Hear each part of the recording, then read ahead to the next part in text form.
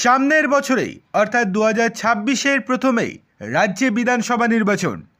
আজকে আসছেন স্বরাষ্ট্রমন্ত্রী অমিত শাহ। তার আগেই রাজ্যের শাসক দল তৃণমূল কংগ্রেসে বড় ভাঙন। দলে দলে যোগ দিচ্ছেন বিজেপিতে তৃণমূলের নেতা কর্মী থেকে শুরু করে সিপিএমের নেতাকর্মীরাও। কি হয়েছে চলুন বিস্তারিত দেখে নেওয়া যাক। বিধানসভা নির্বাচনের আগে পূর্ব মেদিনীপুরের পটাশপুরে বিধানসভা কেন্দ্র রাজনৈতিক উত্তাপ ক্রমশ বাড়ছে। শাসক দল তৃণমূল কংগ্রেস এবং বাম শিবিরে ভাঙন ধরিয়ে বিজেপি যে সংগঠন মজবুত করার পথে হাঁটছে তার স্পষ্ট ছবি ধরা পড়ল পটাশপুরের চিস্তিপুর 2 নম্বর অঞ্চলে।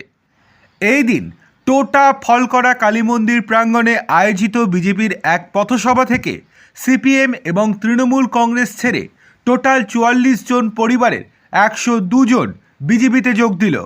স্থানীয় সূত্রে জানা গিয়েছে এই যোগদান কর্মসূচি ঘিরে চিস্তিপুর 2 নম্বর এলাকায় ব্যাপক উৎসাহ লক্ষ্য করা যায়। বিজেপির পথসভায় উপস্থিত ছিলেন কাঁথি সাংগঠনিক জেলার অন্যতম সদস্য ও শিক্ষক তাপস মাঝি। তার হাত থেকেই দলীয় পতাকা তুলে নিয়ে বিজেপিতে আনুষ্ঠানিকভাবে যোগ দেন নতুন সদস্যরা। যারা এই দিন দলবদল করেছেন তাদের মধ্যে সিপিএম থেকে যোগ দিয়েছেন দীপঙ্কর আচার্য, যিনি কিনা স্থানীয় সিপিএম নেতা।